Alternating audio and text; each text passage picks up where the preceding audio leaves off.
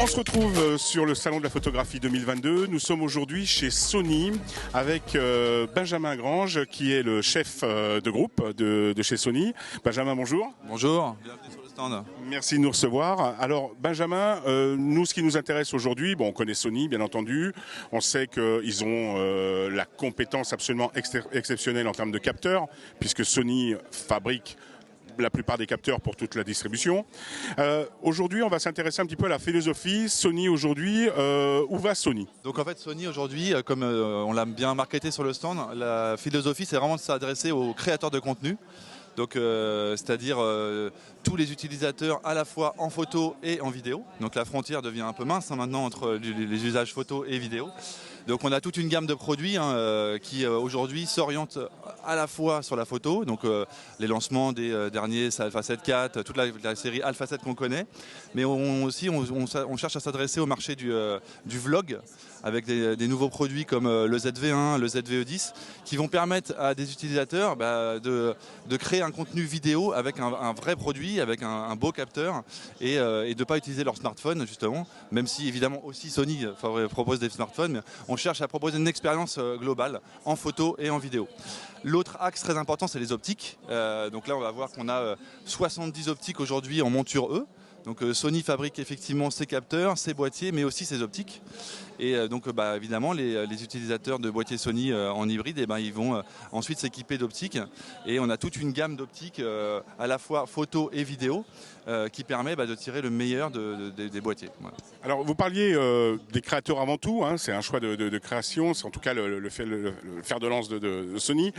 Vous fabriquez donc ces nouveaux appareils destinés plutôt pour faire du vlog. En quelques mots, on peut parler un petit peu des caractéristiques, c'est quelle définition, qu'est-ce que ça donne en termes de réponse ISO, des choses comme ça?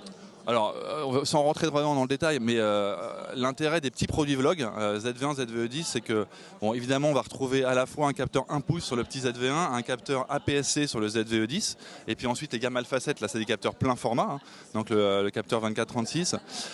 L'intérêt aussi, c'est de trouver des fonctions vidéo spécifiques. Donc par exemple, le petit ZV1, il va automatiquement vous permettre d'avoir un beau flouté d'arrière-plan, d'avoir des modes créatifs pour faire ressortir le visage, etc. Donc toutes ces fonctions, elles sont destinées aussi à faciliter la vie des créateurs de contenu. Vous faites un petit vlog, chez vous, tranquillement, vous avez accès à ces fonctions. Après, bon, voilà, une large gamme de capteurs. On va pas rentrer en tout le détail des optiques, mais évidemment une plage optique qui est extrêmement large. Et donc vraiment pour tous les budgets et pour tous les usages. Alors justement, vous enchaînez sur les optiques, ça me permet de rebondir, c'était ma question suivante. Aujourd'hui, un fabricant d'optiques, parce que Sony est vraiment polyvalent, un fabricant d'optiques aujourd'hui, sa priorité c'est quoi ? Alors, la priorité déjà c'est de proposer la gamme la plus large possible pour vraiment couvrir tous les usages. Et au sein de la gamme Sony, vous avez aussi différentes gammes. C'est-à-dire que vous avez des gammes plus accessibles et vous allez retrouver les mêmes focales avec des produits plus aboutis, avec une formule optique qui est mieux développée, avec des moteurs ultra rapides. Donc voilà, plus vous allez monter en gamme, plus vous allez avoir une optique avec une meilleure résolution, avec une meilleure, plus rapide, plus légère aussi. Voilà, donc on recherche toujours la performance et aussi de couvrir vraiment un peu tous les budgets. Donc on va retrouver des optiques de même focale dans différentes gammes. On a des gammes qui sont en partenariat avec Zeiss, on a nos gammes G-Master qui sont les gammes vraiment les plus abouties, avec une formule optique beaucoup plus aboutie, avec plus de légèreté, plus rapide, etc. etc. D'accord. Les dernières annonces qui ont été faites par Sony, là, c'est quoi? Il y a des tendances qui vont arriver, il y a des choses? Alors, les dernières annonces, alors je ne vais pas vous dévoiler de grands secrets sur les annonces futures, mais en tout cas... Si, vous pouvez. Oui, je peux, mais...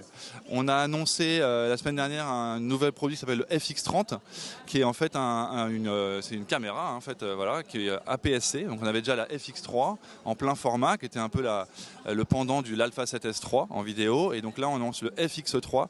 On va retrouver un capteur Super 35 avec un produit hyper polyvalent pour les créateurs de contenu une fois de plus, avec la possibilité d'adapter plein d'accessoires autour et donc de rendre ça encore plus facile et accessible au plus grand nombre. Voilà. Très bien, merci Benjamin en tout cas pour toutes ces précisions. On est sur le stand de Sony, on vous souhaite un bon salon. Il y a beaucoup de monde, apparemment ça part très très bien. Très bonne augure, hein, donc salon de la photo de retour, et on est vraiment agréablement surpris par le nombre de visiteurs pour un jeudi matin à l'ouverture.